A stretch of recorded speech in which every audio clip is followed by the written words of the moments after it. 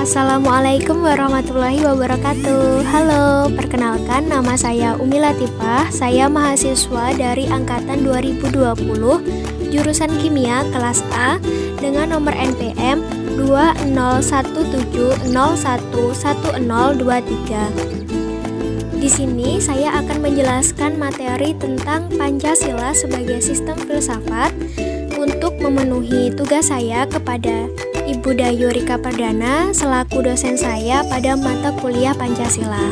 Terima kasih. Pancasila sebagai sistem filsafat. Secara etimologis, filsafat merupakan padanan kata falsafah Arab dan filosofi Inggris yang berasal dari bahasa Yunani philosophia.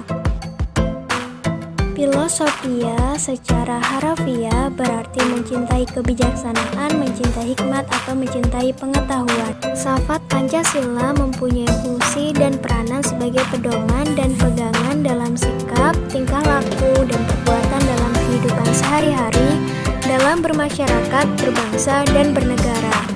Pengertian filsafat Pancasila. Pancasila sebagai filsafat mengandung pandangan, nilai, dan pemikiran yang dapat menjadi substansi dan isi pembentukan ideologi Pancasila.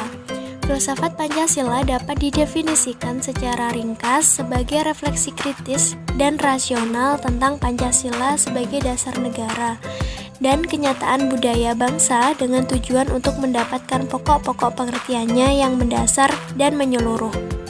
Pancasila dikatakan sebagai filsafat karena Pancasila merupakan hasil perenungan jiwa yang mendalam yang dilakukan oleh the founding father kita yang dituangkan dalam suatu sistem. Ruslan Abdul Ghani. Filsafat Pancasila memberi pengetahuan dan pengertian ilmiah yaitu tentang hakikat dari Pancasila. Pembahasan mengenai Pancasila sebagai sistem filsafat dapat dilakukan dengan cara deduktif dan induktif. Cara deduktif yaitu dengan mencari hakikat Pancasila serta menganalisis dan menyusunnya secara sistematis menjadi keutuhan pandangan yang komprehensif. Cara induktif yaitu dengan mengamati gejala-gejala sosial budaya masyarakat, merefleksikannya, dan menarik arti dan makna yang hakiki dari gejala-gejala itu. Pancasila yang terdiri atas 5 sila pada hakikatnya merupakan sistem filsafat. Yang dimaksud dengan sistem adalah suatu kesatuan bagian-bagian yang saling berhubungan, saling bekerja sama untuk tujuan tertentu dan secara keseluruhan merupakan suatu kesatuan yang utuh. Sila-sila Pancasila yang merupakan sistem filsafat pada hakikatnya merupakan suatu kesatuan organis. Artinya, antara sila-sila Pancasila itu saling berkaitan, saling berhubungan, bahkan saling mengkualifikasi. Pemikiran dasar yang terkandung dalam Pancasila, yaitu pemikiran tentang manusia yang berhubungan dengan Tuhan, dengan diri sendiri, dengan sesama, dengan masyarakat bangsa, yang nilai-nilai itu dimiliki oleh bangsa Indonesia.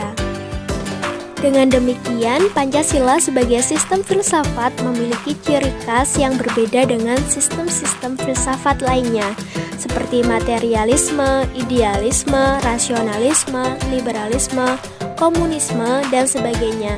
Nah, apa saja sih ciri dari sistem filsafat Pancasila? Yang pertama yaitu sila-sila Pancasila merupakan satu kesatuan sistem yang bulat dan utuh. Dengan kata lain, apabila tidak bulat dan utuh atau satu sila dengan sila lainnya terpisah-pisah, maka itu bukan Pancasila. Nah, ciri yang kedua yaitu Pancasila memiliki inti dari tiap sila-silanya. Yang pertama yaitu Tuhan sebagai kausa prima, manusia, makhluk individu dan makhluk sosial. Satu, yaitu kesatuan memiliki kepribadian sendiri. Rakyat, yaitu unsur mutlak negara, harus bekerja sama dan gotong royong. Dan yang terakhir adalah adil, yaitu memberi keadilan kepada diri sendiri dan orang lain yang menjadi haknya.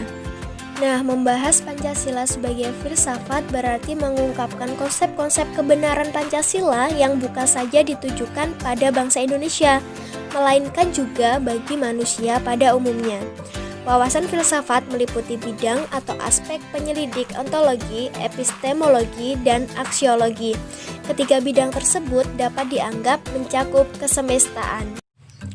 Pancasila sebagai suatu sistem filsafat pada hakikatnya adalah suatu sistem pengetahuan, suatu sistem cita-cita atau keyakinan-keyakinan belief system sehingga telah menjelma menjadi ideologi. Mengandung 3 unsur yaitu yang pertama yaitu logos, rasionalitas atau penalaran, kedua yaitu pathos, penghayatan, dan yang terakhir yaitu ethos, kesusilaan. Apa aja sih aliran-aliran filsafat itu? Aliran filsafat itu ada aliran materialisme, aliran idealisme atau spiritualisme, dan aliran realisme. Terdapat berbagai macam sudut pandang filsafat yang merupakan cabang-cabang filsafat. Nah, adapun cabang-cabang filsafat yang pokok adalah metafisika. Metafisika itu membahas tentang hal-hal yang bereksistensi di balik fisis yang meliputi bidang ontologi, membicarakan teori sifat dasar dan ragam kenyataan. Kosmologi yaitu membicarakan tentang teori umum mengenai proses kenyataan dan antropologi. Dan epistemologi yaitu pikiran-pikiran dengan hakikat pengetahuan atau kebenaran. Selanjutnya, cabang filsafat itu ada cabang metodologi, yaitu ilmu yang membicarakan cara atau jalan untuk memperoleh pengetahuan. Selanjutnya yaitu ada cabang logika yang membicarakan tentang aturan-aturan berpikir agar dapat mengambil kesimpulan yang benar. Selanjutnya yaitu ada etika yang membicarakan hal-hal yang berkaitan dengan tingkah laku manusia tentang baik dan buruknya.